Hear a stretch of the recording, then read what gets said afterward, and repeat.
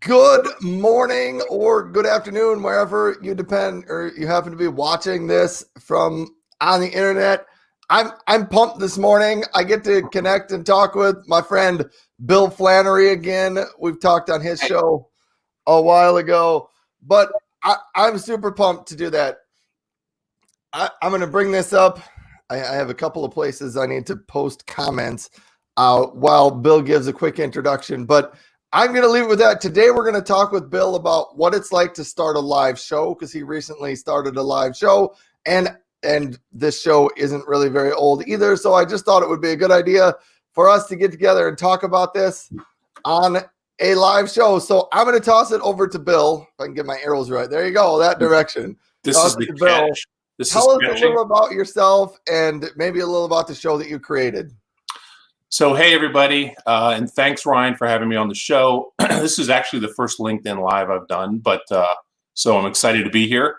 A little bit about me. I would probably categorize myself as a kind of an entrepreneur sales guy. I have been in sales since probably the early 90s, primarily in the selling to hotels and restaurants and in the hospitality field. I've been on LinkedIn and social media platforms pretty active since 2014 maybe. What was the rest of the question, Ryan? A little bit more about myself. A little bit more about us, and we'll get into the show later. But here, for everybody listening, here's the thing that I think is super interesting about Bill. Bill sells plates. There you go.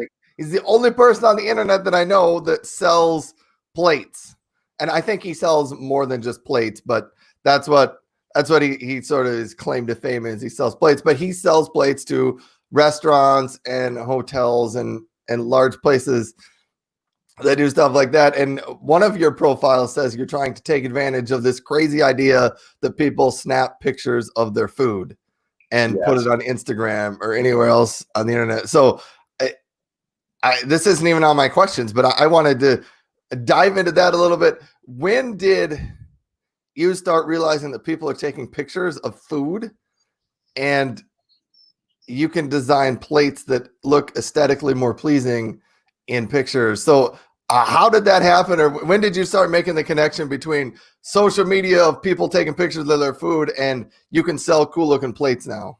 I mean, I think when I got back into the business in 2016, I was familiar with Instagram and LinkedIn, and you see a lot of chefs. Well, it's a great place for people to share their creativity, especially Instagram. There's a lot of chefs, a lot of bartenders, a lot of creative folks on there.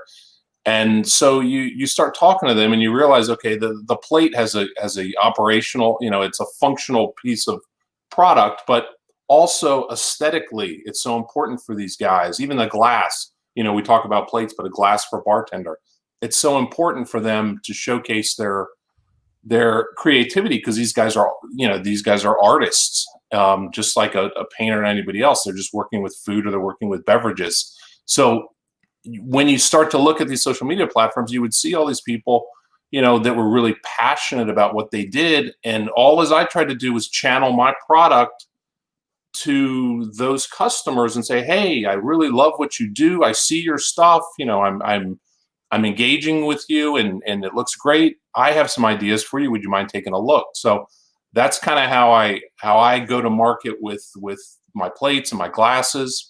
It's not extremely complicated. It's just being, I guess, aware and active on these places where the customers that I'm serving live and showcase their work. So does that answer your question? Yeah. So that there wasn't necessarily just a moment where a light bulb clicked off in your head, It was kind of just an evolution, just seeing, oh, wow, look at this guy. He's got, 20,000 followers and he's a bartender or, a mixologist, however you want to term it. But we all have these multiple platforms, regardless of what you do. You're a data scientist. I mean, where you can share what you're passionate about, and becomes it becomes really apparent when you see somebody's Instagram page that they're passionate about what they do. And if you have a product that helps them to showcase that passion, then it's like, hey, you can have a conversation pretty easy. People are approachable, in that fashion. Yes, I have found that people are largely approachable. Even inviting guests on the show, a lot of people just say yes to this. So before we get too farther into any of our other questions, I have a series of questions I ask all the guests on my show, just so that we can get to know you a little bit better, maybe even outside of the business work context, kind of on a personal level here. Don't worry, it's not too deep. But how many cups of coffee do you drink every week? Oh, wow. God, probably like 20 something. Wow. I bet. All types. My daughter is a coffee person. Coffee's become much of a cultural beverage, So she always go like, hey, we're going to Dunkin', we're going to Starbucks, we're going to Pete's, we're going to Phil's. See, I know all the brands. You do, yes. And do you want something? I'm kind of like, yeah, I guess. And so they add up, man. Hey, there you go. That's right. I think my record so far is I interviewed someone and they said, oh, I've already had 9 cups and it's only 9 in the morning. And so we estimated about 70 per week. I had somebody on here on LinkedIn one time. It was real funny. He said, I don't know if I'm quoting it exactly, but he said, no work gets done without coffee. Wow. That's true for some people. It is not true for everybody. I'm not a coffee drinker, but I enjoy the question anyways, because people always have fun answers. Here's my next one, and I'm gonna put you on the spot here because I know you work with restaurants. But what's your favorite restaurant? And I hope you don't offend some of your customers if you don't actually mention their restaurant. But what's your favorite restaurant? I love this question. Everybody's got a different answer. So far, no one has chosen McDonald's, and I'm waiting for that. Yeah, that's a tough one because there's so many different ones. It's really I'm very much of like a seasonal eater, and you get in moods for certain foods. I would say right now one of my favorite places here in DC is and I haven't been there since the shutdown, is called Chrisfield's. And Chrisfield is a city in Maryland on the Chesapeake Bay, but the particular restaurant Chrisfield's is a Chesapeake Bay style seafood restaurant, and it's been there since like the 1940s. And I think their claim to fame is they tried to, as much as possible, use seafood and products from the Bay. So if they can't get it from the Bay, they won't serve it. And it's it's one of those places that is kind of, I don't know, lost in time. It's a real nostalgic place to go to, very old school. So I like places like that have some history, and some character. I don't feel like, maybe I hate to bash McDonald's, but some places that are chains don't have the same sort of battle scars and character. You know what I mean? So I know what you're saying. That's why one of the reasons why I keep asking this question.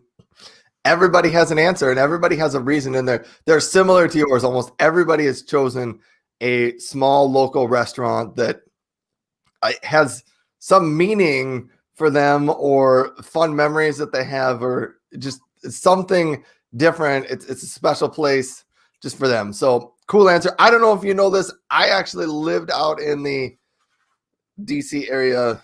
It's been 20 years ago now, but I was there for a very short time. And so I know a little bit what you're talking about, like the Chesapeake Bay area. It's a really cool place when you go up there. And we went up and drove around by Baltimore for a while. But anyhow, it's a fun place. There's neat things out there.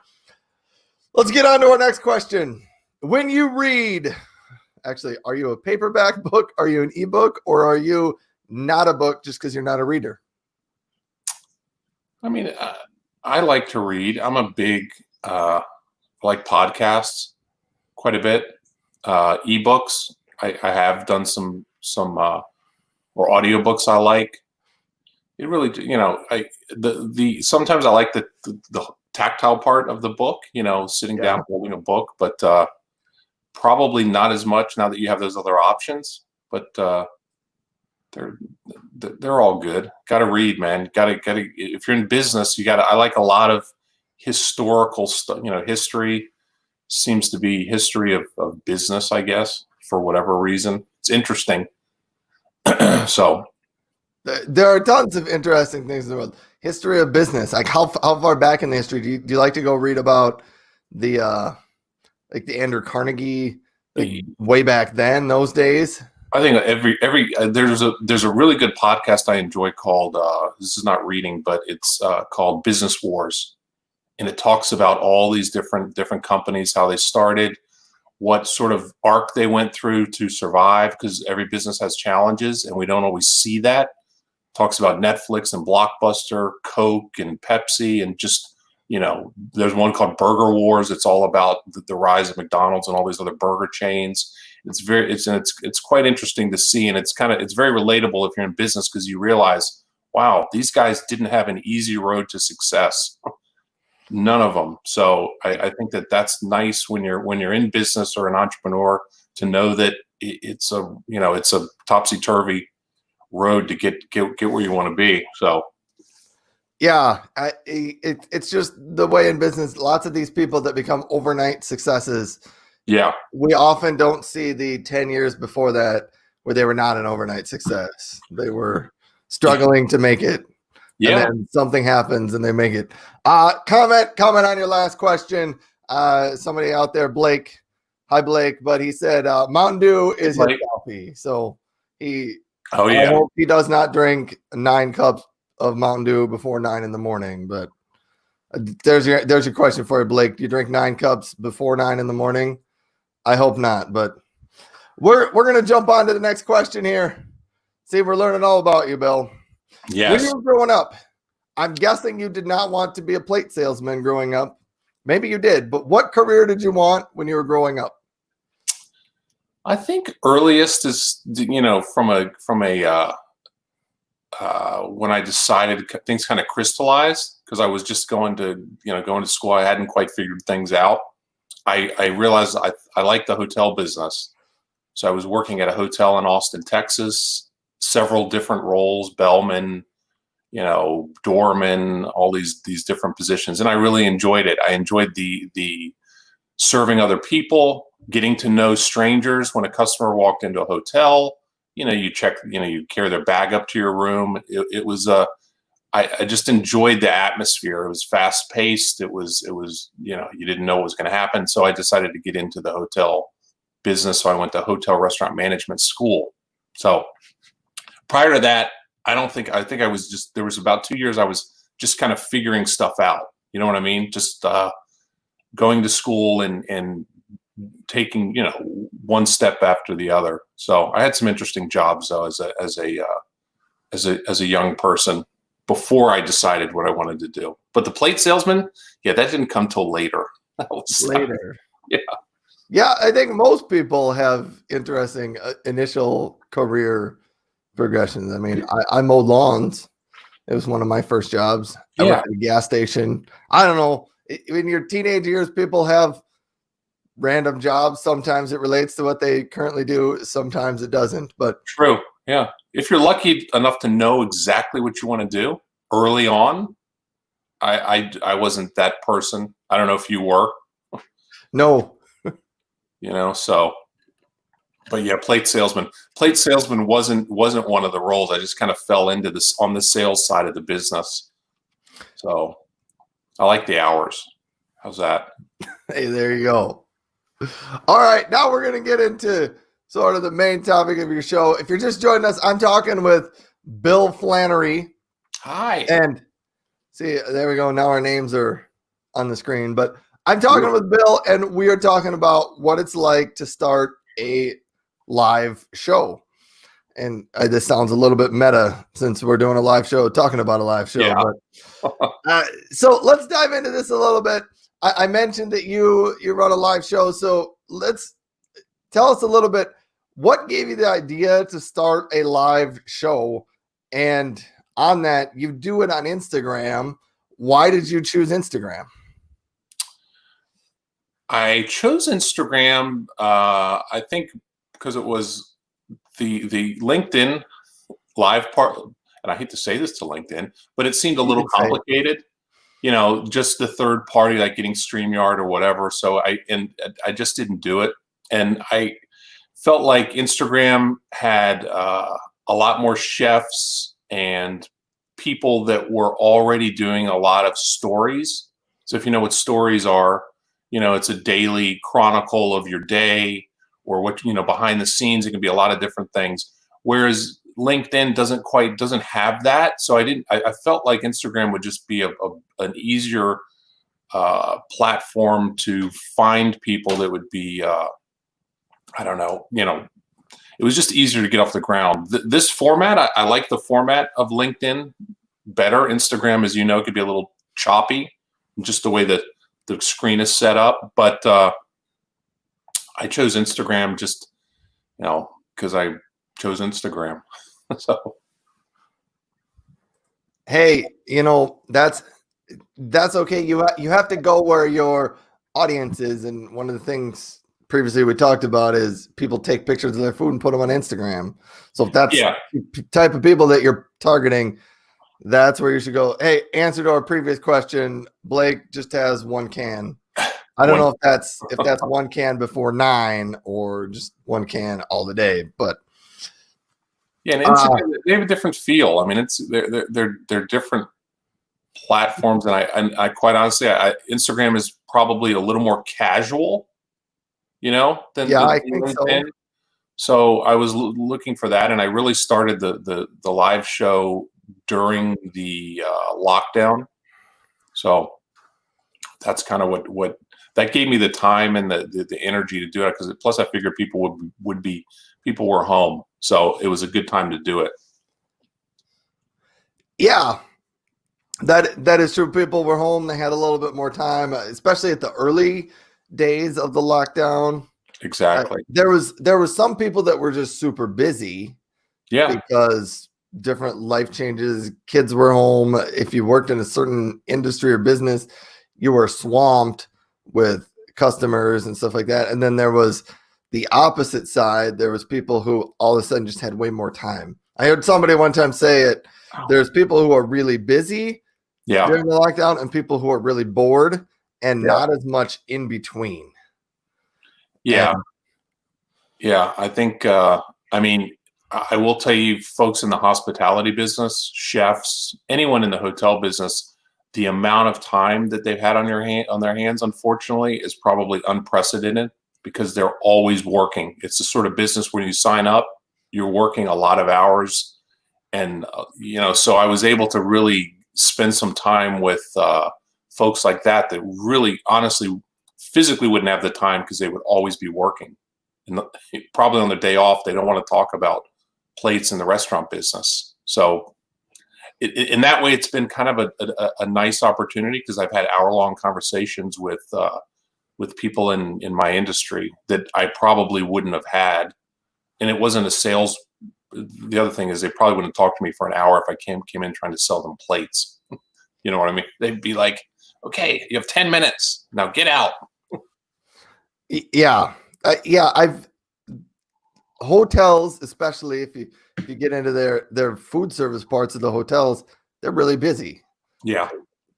I mean, it's just how they work. And you go to a hotel, and even if you go to like the restaurant section and there's a bartender there, they usually have one bartender for the entire hotel, which is hundreds of people. And so it's really easy for that person to get overwhelmed. Last time I stayed at a hotel, which was a couple weeks before the pandemic hit, I remember talking to one of the bartenders. He said, yes, it will go from right now. He said, it'll go nonstop for the next 5 hours. And then I'll have to just close the place down and people will still be in line. But he said, I just have to, because I'll go home.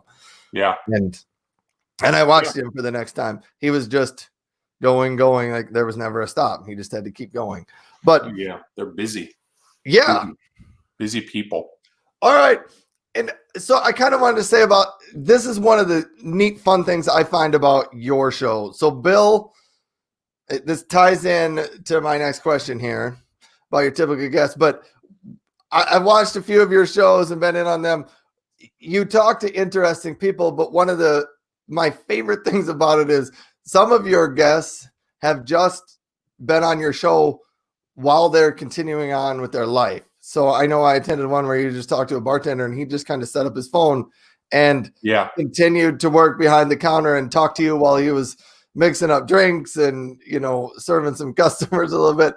But that's neat. And it's one of the things of live video that I find is really neat. I just in my office here, I am not a bartender, but I kind of wish I was doing something. I have this goal that someday I would like to film one of my live streams while I'm grilling.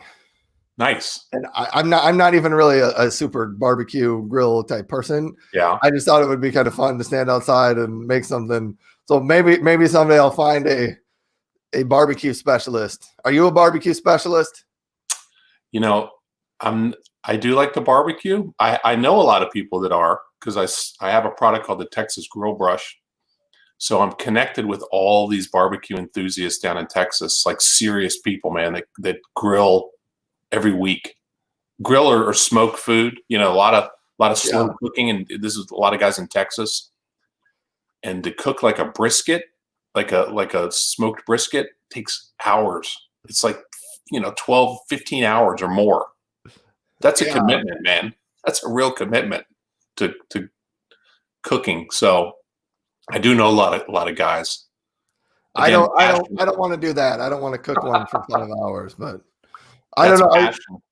Maybe someday I'll do a live stream show and I'll bring on someone and they can give me a tutorial on how to really barbecue on my grill. A lot of that on Instagram. A lot of guys cooking live. Definitely. Yeah. But anyhow, so here's actually my real question.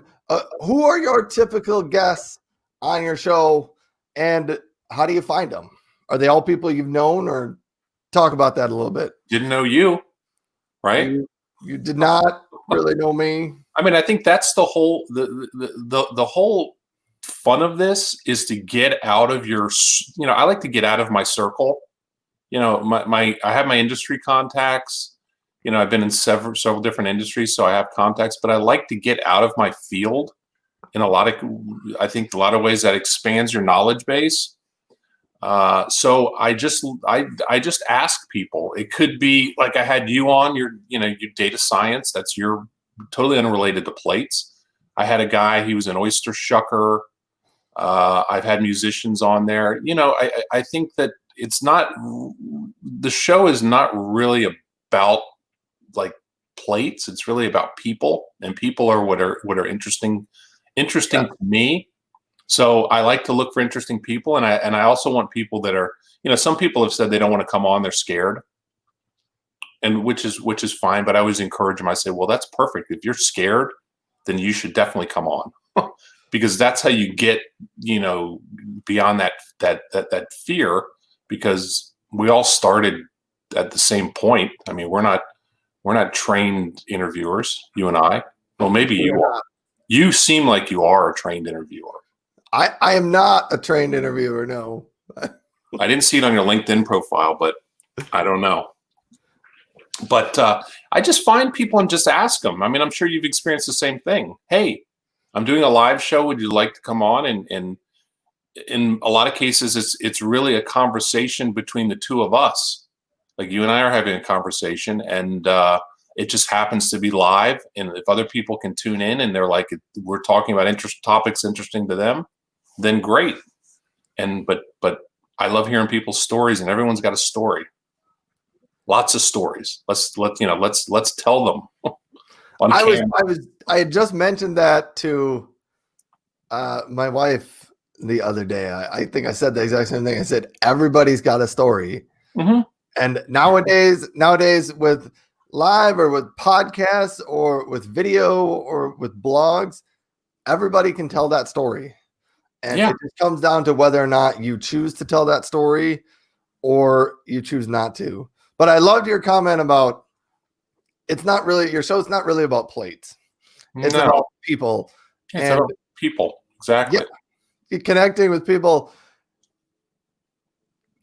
it's fun because one of the things you get to do that you maybe wouldn't otherwise is when you do a live show, you get to talk to interesting people. Yeah. And people, I have found people are more receptive to, hey, would you do a half hour, 45-minute LinkedIn live session with me? They're more open to that than if I said, hey, will you do a half hour phone call with just me? Not appealing. Not appealing to me. It isn't. And I've had a number of those phone calls the last couple of years, where I've just talked to people because I thought they were interesting or they thought I was interesting or somebody put us in contact and we just had a phone call. And now I just do these live so that we can, so that the rest of the world, if they care to know about what we're talking about, they can tune in and watch. And like our conversation today about creating a live show, I mean, there's people watching. Hopefully somebody finds it interesting. Last week I had a podcaster, a lady who starts podcasts and helps other people start podcasts. Yeah, you caught some of that. Yeah, and somebody I know has now started a podcast. Partly because of that, it provided a little bit of, motivation to move to the next step to actually start that podcast. So it's just fun to kind of see those things happen. Yeah, I think it's great. I mean, it's a great way to connect with people, and especially I wonder about people now that are like, stuck at home and they don't have the same level of human connection that they were used to if they were out. In my case, I was out in sales.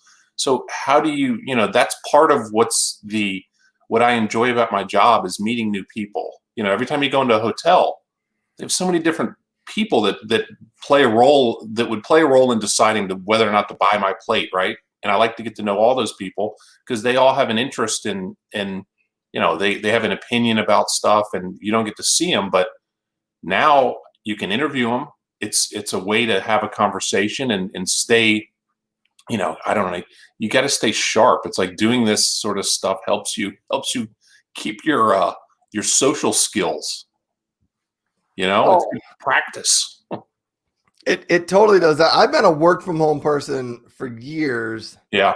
But even that, when coronavirus hit, people say, well, it didn't really change anything. Well, it actually did, because when coronavirus hit, we just didn't leave. And just because I worked from home didn't mean I sat at home in my basement all day, every day. I still went places and did stuff. And I have a number of kids, and we actually even homeschool them. So we were home. But when coronavirus hit, one of the big things is some of the activities they were in, even if it's going to the museum or going out to the zoo or going to eat lunch at a park, we just didn't do those. And so we were literally all just home all the time. Yeah.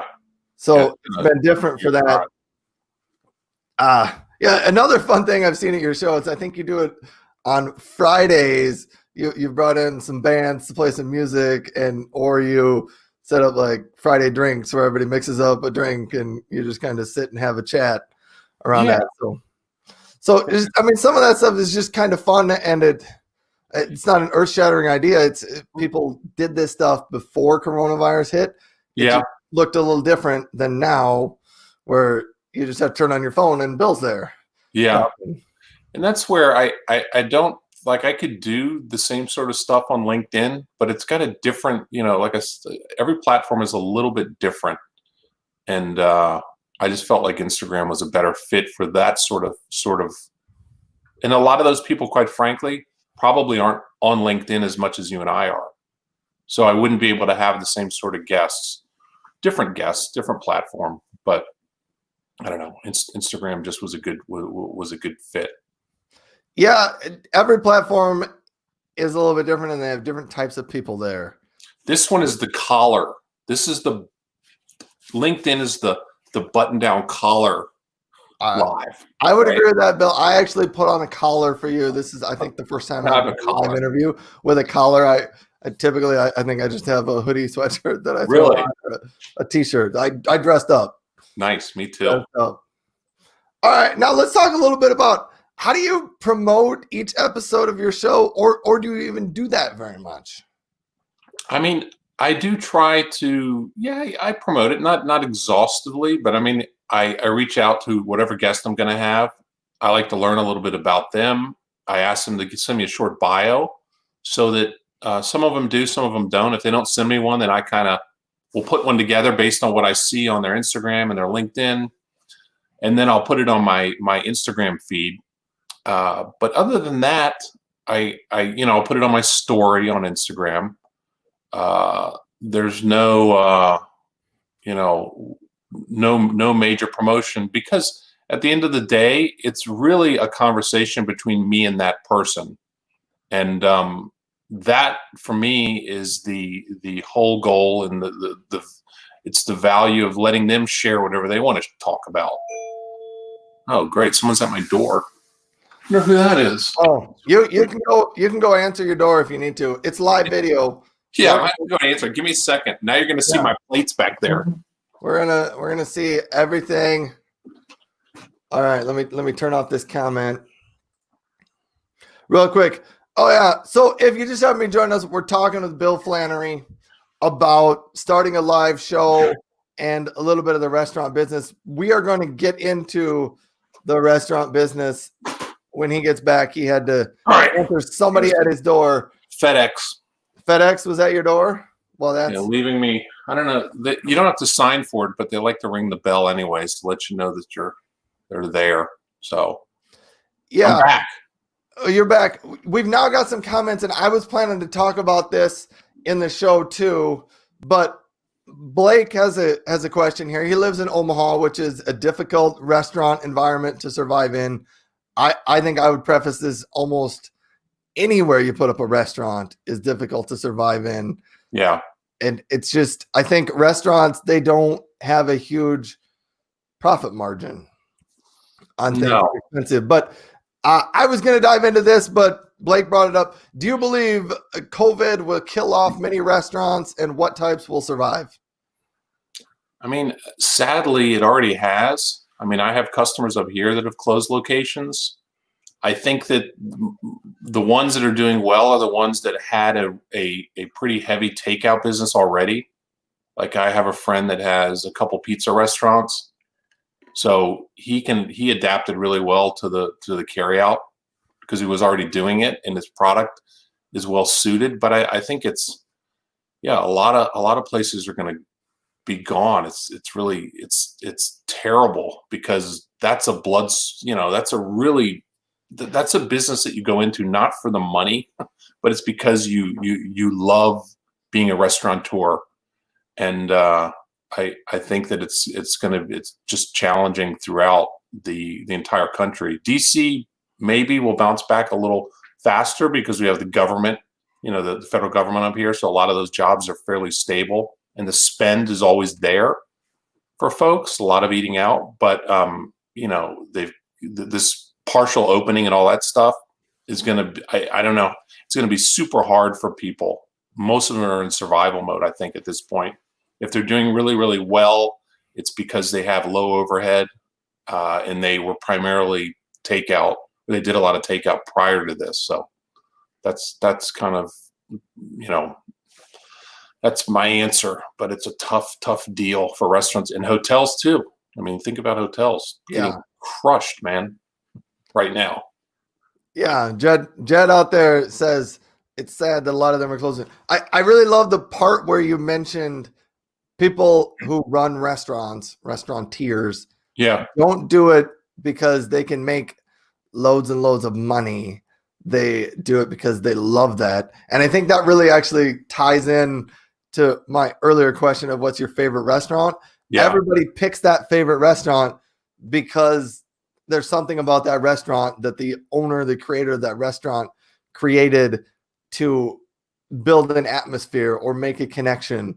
It's that you like a restaurant because of what the owner of that restaurant does, not necessarily because the burger is $1 cheaper than at the other place down the street or something like that. It's people are passionate about that, and customers can feel that and enjoy that.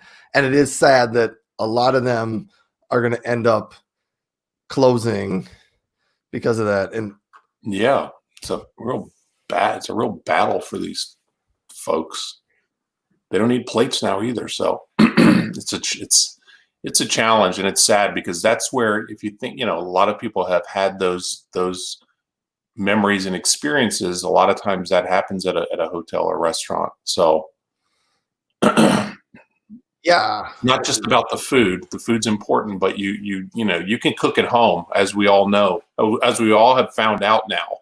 We can cook at home, but it's not this. You don't have the same atmosphere. You don't have the buzzing dining room, with a bunch of strange people sitting around there that you could people watch. Right? You're like, hey, what are they talking about? They look like they're in a fight.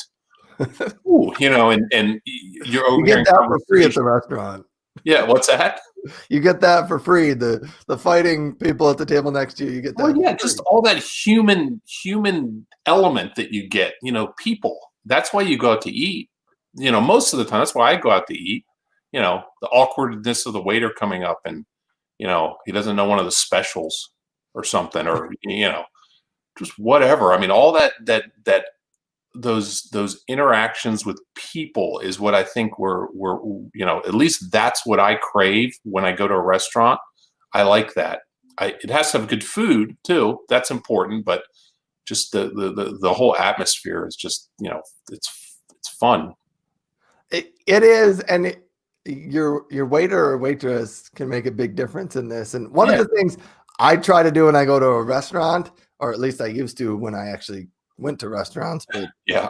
I haven't been at a sit down restaurant in probably the same as everybody else, 2 or 3 months since coronavirus hit. But I always try to get the server's name. Yeah. There it is, just because I find for myself it makes it a little more kind to actually use them by their name.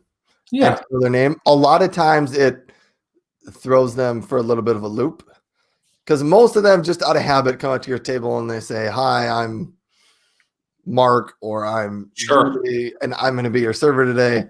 I think it's very rare that somebody actually says their name back to them. But one of the fun things that happened to me at a restaurant a while ago is we had a server at our table, and she was really fun. But one of the things, we asked her to take our picture. She was kind of one of those people that was just kind of entertaining the whole time. But we asked her to take our picture, and so there's a table of us, and she kind of backed up and got on the chair and took a picture. But then when we got her phone back, she had actually snapped a few selfies of herself, probably not on accident, kind of on purpose. And it was just, we all had a good laugh about it when we discovered it, like on our way home from the restaurant. We're like, this is kind of funny. She took pictures of herself, but see, but that's great. You just had, that's a mini story, right? You have this great funny story from going out and I like, you just told that story here live, but that's the thing. I think people are telling these stories to customers, and they're telling it to their friends or acquaintances, but it's nice when you do it on the live platform, because now a lot of people know that funny story about you. Yeah, it's a good story. So that's great. That ties in nicely with my next question. So you started your live show and you've talked to lots of people. What are some of the benefits you have seen from creating a live show? It's always the benefit for me of all of the platforms is connecting with people. I mean, it's really just a very, very simple concept. You put yourself out there, you talk to people, you invite strangers to talk with you, and you learn things. I probably know a lot more about data science than, even though it's still just a little bit, than I ever knew before, because of the engagements that you and I have had. And I think that sort of, I don't know, what you want to term it in terms of learning. It's a curiosity about other people's fields, backgrounds, what makes them tick. I think that all kind of helps you to grow as a person, because you appreciate, all these people and their unique characteristics, and that's what I like about it. If you want to tie it into, people always want an ROI of like, oh, well, can you sell stuff? Can I sell stuff? Can I get business? Well, if that's your only goal, then no, I don't think you can. I think you have to go at it with a level of wanting to get to know people in a genuine, authentic way. And from there, the relationships, if you're patient, will evolve into business opportunities, but not right out of the gate. If you're going to use this as a way to just advertise products or services, you're not going to get the sort of same rewards that I think you and I have gotten out of this. That's, purely my opinion, obviously, but that's just, ROI is anyone that I interviewed on the show, I could probably pick up the phone and talk business with them because I've kind of, they have a better stronger connection with me, and they're less threatened because they know my personality. So yeah, absolutely. It definitely provides that.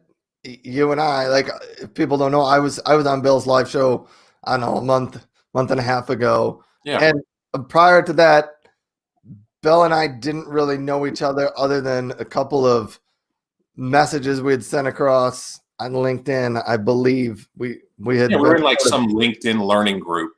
Yeah, We all stand up in front of the class and say, "Hi, I'm Ryan. I'm a data scientist. I'm Bill. I sell plates." Yeah. So we didn't really have a connection, but I've had 2 conversations with you in the last 2 months, and it's really true when you talk to somebody live, it creates a connection with that person that you maybe just wouldn't have otherwise. So speeds things up, man. The more you do this face-to-face stuff, it's like if I could see you face-to-face, it would be definitely valuable, but I can't because you're in South Dakota, I'm in DC. So this is the next closest thing to getting to spend time together face-to-face. And this is how this really accelerates the how, our level of comfort with each other, So I might ask you a question now. I would maybe ask you a question now that I would never ask you if I'd only talked to you on the phone or not first meeting. So exactly. And realistically, like, I'm probably not your typical customer. I'm not going to put in an order for 1,000 plates, and you're probably not going to reach out to me for data science type stuff. But it's all about, do you know other people that you can connect you with? You're the only person in the world that I know that sells plates. If I ever need anybody or know anybody that is looking to buy plates, I know where to send them now. Yeah. And so, like, that's one of the neat things about LinkedIn and building these different connections with just different people. Yeah, that's how it works. Yeah. I got a couple other questions for you here. See, sure, these buddy. Take longer than what you think. I'm good. God, my backdrop is so messy. I'm realizing now behind me. Your setup behind you is very nice. It's clean and set up. It's kind of funny, but I worked on it. That's the best. I haven't come up with anything for this wall yet, but it's one of I've looked at some things and I just haven't found anything yet. So I've just left it blank. Look, I have a castle and a fax machine and a hat. I actually kind of find your background, yours is interesting. Like, there's plenty of things to look at back there. It's like a busy working office. Yeah. We briefly touched on this one, but due to coronavirus, how do you see the future of restaurants going forward in the next 6 months, 2 years? I mean, there's a lot of changes. There's a lot more attention to, creating a germ-free environment. You're not going to eradicate every germ, but at least cleanliness now is kind of I was listening to somebody in the hotel business talk about this. You used to have how service was super important. Like, you would have like a 5-star hotel based on, the amenities the hotel had, the services they had to offer, or a restaurant that was a Michelin rated restaurant because of the food or what have you. And I think now there's going to be a whole nother kind of criteria that people look for in terms of cleanliness. Yeah, they used to have the bathroom checklist. Remember, you go to the bathroom, it's like it's been checked, cleaned. Yes. And then you look and you go, hey, this doesn't look cleaned. now all that sort of stuff, and I think the customers are going to be looking for a level of comfort in terms of knowing that you're really attentive with the cleanliness part of it. That's going to be a big deal. So there's going to be a lot of changes in terms of how food is served, you know, that sort of thing. I think it hasn't even been figured out, like buffets, Golden Corrals, places that have big buffets, open buffets, where Yes. they're jammed up next to each other, trying to get a scoop of eggs and, you know, reaching through, and you have the sneeze guard. I think the consensus is that that sort of service is going to, at least for now, go away. Those big banquets where a bunch of people sitting together and food served. I mean, everything's going to change, which is, you know, it's going to be hard for operators to adapt. It's going to be costly for them to make these sort of changes, especially when the business has been marginalized. They're just not doing the business. But there's also going to be opportunities for us to, you know, people that are creative to come up with new products, new ideas, new solutions for folks. That's kind of the silver lining of all of this, is there are opportunities for those people that are, their eyes are open and they're you know, they're seeing things and they're acting on it. But it's still going to be challenging because the business is down. You know, there's no demand, right? No one's going out to eat or staying at hotels. Not currently. So you these guys have to be able to make these changes and accommodate guests with, you know, less capital than they had before. So that's a hard deal in any business, you know. Yeah, you mentioned the cleanliness of the restaurants. Actually, I'm in South Dakota. We have partially reopened. Yeah. But my wife and I went to a restaurant. We actually didn't go in. We sat on the patio outside, but my wife actually went in to get our food and came back out. And when she got out, she said, "Oh, I felt actually very good in there. All the workers were wearing masks." And I think she was maybe the only one in the restaurant, the only customer. But she said there are clear marking spaces that are 6 feet apart where people wait in line. You can't use the same cup to go refill it up at the, you know, at the fountain pop register. You have to get a new cup. Yeah. She said, you know, a straw or something, she said, came in contact with something else, so they like threw it away. And she said, so it was very clear that they were making some precautions to eliminate and minimize the number of touches things have with people's hands or with other things. And she said, I actually felt pretty good about going to visit. And then so we sat out on the patio. I actually we brought wipes and we like wiped down the table. And a lot of this stuff just seems weird and strange, but it's I just kind of like to think it's probably worth my time to take the extra precautions to wipe down a table than it is to have me sit there and worry or to, you know, contract coronavirus when all I had to do was like wipe down the table to get it. And so some of these things just seem weird and strange, but it's kind of like a new normal for us. But that was fun. You also mentioned a little bit about, you know, there's potential now for new products, and along with this, another reason I wanted to quick talk about this, you created the Faucet King, and I was going to bring up a picture. Yeah. But now my phone or my computer said Chrome might crash if you do this, so I'm not going to. But that's fine. Tell us a little bit about what the Faucet King is, because I just thought the idea just seemed simple. Nobody built it, but we didn't need it before. So tell us a little bit about what you call the Faucet King. Yeah, we didn't need it. So I partnered with another guy who has a lot of relationships with manufacturers, and I basically he had the product, but I came up with the name and trademarked it, because every product needs a name. Everything needs to be a brand. I think, you know, it's like, for the most part, products can be copied very quickly, right? You can easily copy, like glasses. We all have glasses, right? Mine are Warby Parker. It's a brand. Probably the same material as your glasses. but because of the brand and the trademark, it's something that I can remember. So we came up with the trademark, the Faucet King. It's a very simple item, like you said, but it's one of those things that prior to this we didn't necessarily need, but now it makes a lot of sense to have it. So it's been pretty exciting to see the sort of reaction from folks. But there's all kinds of other opportunities within food service convenience stores operations for sort of, I like to call them simple, low cost solutions, right? Because this is not a super expensive item, which is helpful when you're trying to get reopened.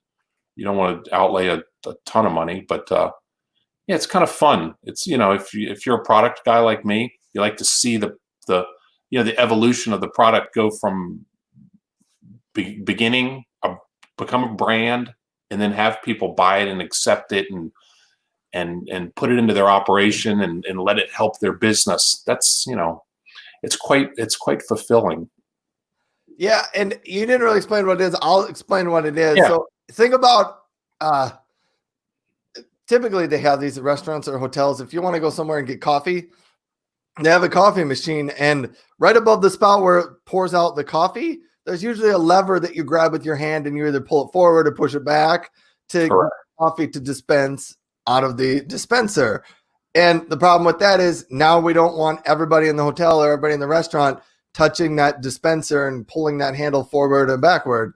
And so what Bill came up with was an idea. It's just a simple attachment that you kind of just snap onto that lever, and then it hangs below your spout a little bit. So now you can just push your cup in, as if you think of a regular fountain pop machine.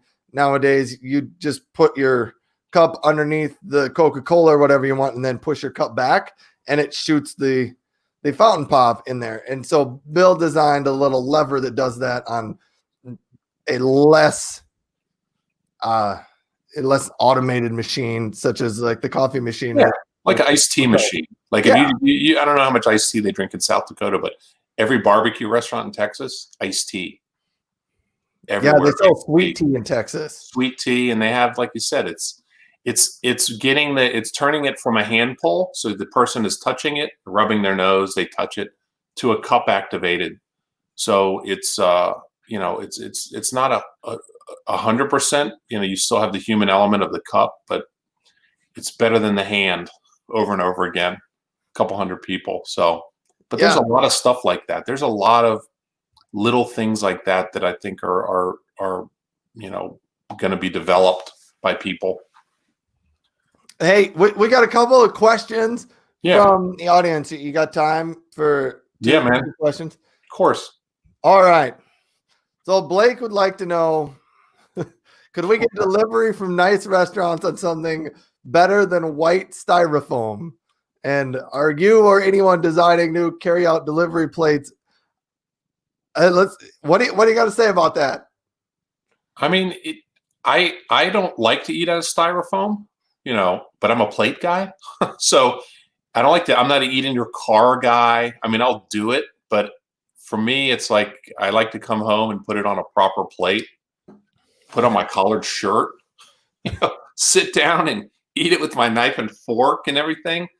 So I think that, the company that, I mean, I'm furloughed now, but Balsher, we are working on some products, adapting some products that we have in our portfolio to, they wouldn't necessarily be carry out from a restaurant to your home, but better solutions for like buffets and banquets and stuff in hotels where things are covered, it's a covered unit. But I think like Blake mentioned, the opportunity's there. I mean, who could say that, you couldn't, when you deliver the food to a customer, let's say somebody ordered carry out and you wanted to offer your restaurant so they have a similar experience at home, not exactly, right? But if you have the plates from the restaurant, and plates are not expensive, go into the person's home, maybe the first time they order, you give them 6 plates. I don't know, Ryan, you have, your family, you have a big family. Maybe you need how many? 7 plates, right? Yeah. You get 7 plates. If I'm a restaurant and I give you 7 plates from my restaurant that you get to, you use when you eat my food or any food, maybe they're logoed. I don't know. It's a nice way to bring that brand into your home on a regular basis. So it's sitting there each time you eat, you're remembering like, oh, Clyde's restaurant. I love their burgers. You're eating somebody else's food, but let's get Clyde's burgers tomorrow because you see, you have their plate with their logo. I mean, that is true.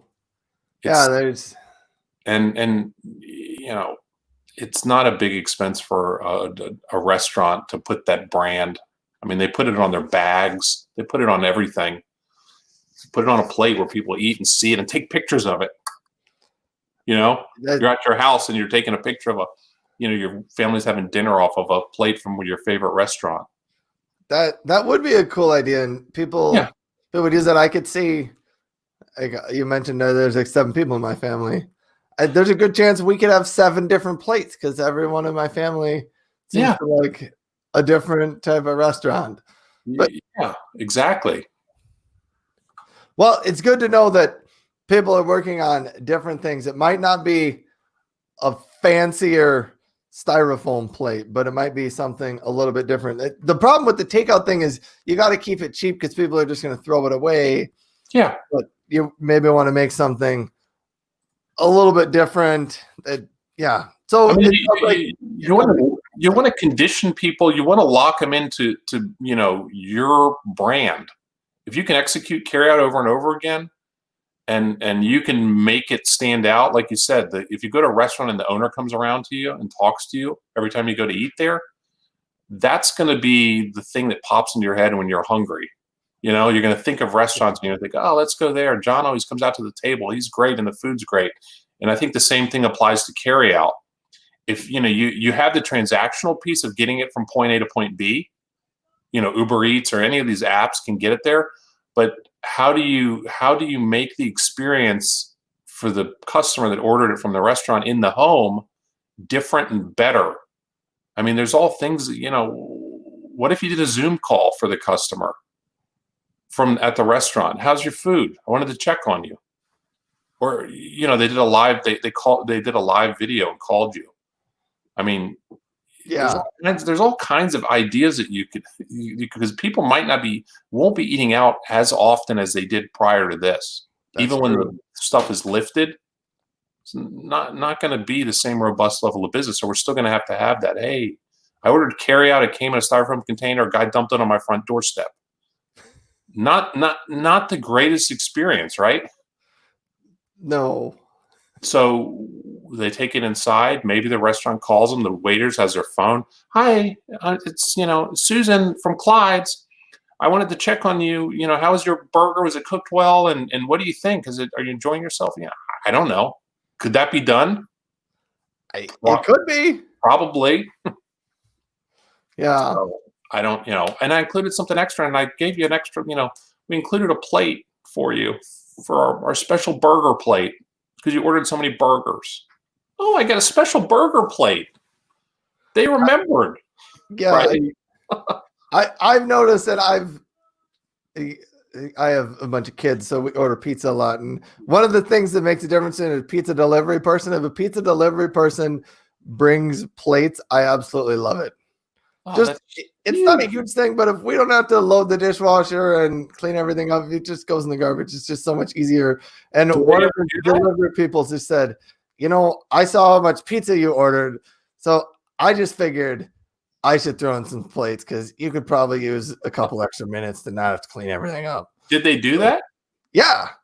And they were just paper plates, but just paper plates and napkins. The fact that the driver took the time to throw in and just threw in 10 plates and 10 napkins. He said, you had a large order of pizza, so I just threw some in because I figured, it's just easier that way. So that's that, like you said, you have the transactional piece from point A to point B, but you have that added value that person was thoughtful enough to provide you with plates.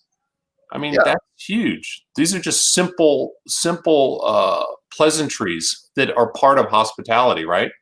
Yeah, and I tell stories about them, and so evidently I remember them. I didn't Yeah, tell you stories about how delicious the pizza was. I told you a story about they brought me extra plates. yeah, Our next question comes from Jed, and he says, do you think hotels will go through rounds of bankruptcies and restructuring of their debt? I mean, I'm not a banker, but I would assume so. I mean, those guys are. I mean, in the hotel business, you have there's management companies, and then you have the owners of the properties. So two different groups. I think they used to be everyone was tied together. Same people that ran the hotel owned the asset, and then they broke that stuff up. So I think there's going to be a lot of restructuring of debt. There's going to be, and I'm sure there already are, some heavy negotiations. I know that a lot of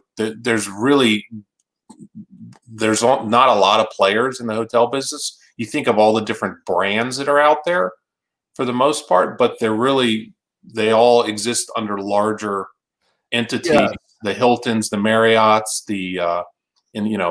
Intercontinental Hotel Group. What is it? Choice. I mean, these guys, they're primarily management companies, and then the assets owned by like a real estate investment trust. So, I mean, I think it really comes down to the relationship you have with your bank and how much debt you've got. But I'm sure there will be. I feel bad for the individual franchisees, like the guys that have, purchased the rights to own a Choice and built the property themselves, or own some Hamptons and stuff like that. And they're just not doing the numbers. It just depends on, I mean, what sort of, how quickly they can bounce back, what sort of reserves they had. But I'm guaranteed they didn't have the kind of reserves for this sort of catastrophic thing. It's just terrible. So yeah, the amount of reserves that you would have needed for this is just enormous. Yeah. It's two types of reserves. We totally shut everything down for 2 or 3 months. Yeah. And so your revenue was, I mean, for some of these hotels probably had to be close to nothing. Yeah. Because nobody was staying there, and restaurants are the same way. Plus, I think for the next, as our country starts to reopen, I think things are going to be really, really slow.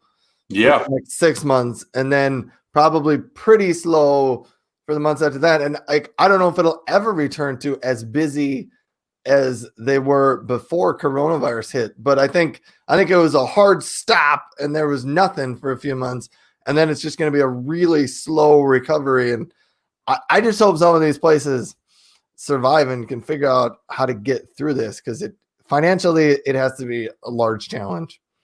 Yeah. I mean, it's like going to be a lot of negotiations, man, sitting down, having some hard conversations, which I think, we all have to do that at some point in our life. I think it's nothing, not much we could do about this sort of thing. Yeah. And I don't know, this is outside my area of expertise, but there's financial implications, and the banks have to be willing to work with people and businesses to keep them alive, because the banks need businesses and they need people to put their money in them. And you just can't bankrupt everything and just call it good. I mean, there's got to be a little working there. Anyhow, we got to wrap this up. So my last question always is, how do people connect with you, or how can we find out more about Bill Flannery or the Faucet King or any of this stuff? I mean, you guys, I'm out there. You can find me on LinkedIn. You can find me on Instagram. I'm on Twitter. I have a phone number. I have a fax. You see my fax. You can fax me. I have the fax. But I think that in business, you've done it, Ryan. You need to be visible. You want to be easily found for and people recognize what your expertise is, and how you can help their business. So I think that's where you got to be in all these places. So you can find me easy to find. That's a great tip. I mean, you were telling us how to find you, but I always tell college grads and people getting into the workforce, make yourself easy to find, but even more than that, make the stuff you put on the internet make it easy to find the stuff that you would want other people to know about you. Yeah. On the internet.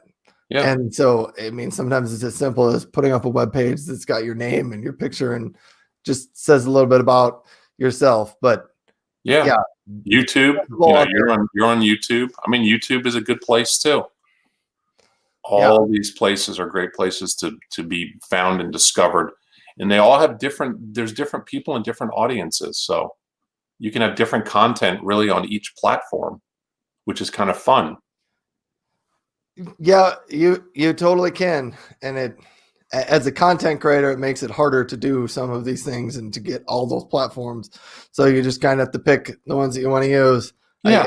I use LinkedIn primarily is where I spend a lot of my time, but YouTube is another place, is probably what I'm considering my secondary place now, where I'm trying to create content and push some content out there. But anyhow, thanks a lot, Bill, for being on the show today.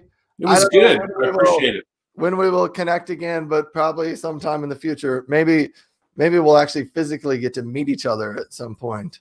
Come on up to DC, man. You could probably get good deals if you want to come see all the monuments. I do have plans to bring my family to DC sometime to see all the monuments, because there's a lot to see there. But right now is not necessarily the time to come visit. No, not yet, but soon, hopefully. Yeah. Anyhow, so thanks everybody for watching and for tuning in, and thank you, Bill, for being here. I'm going to end this show. Have a great day, folks. Thanks.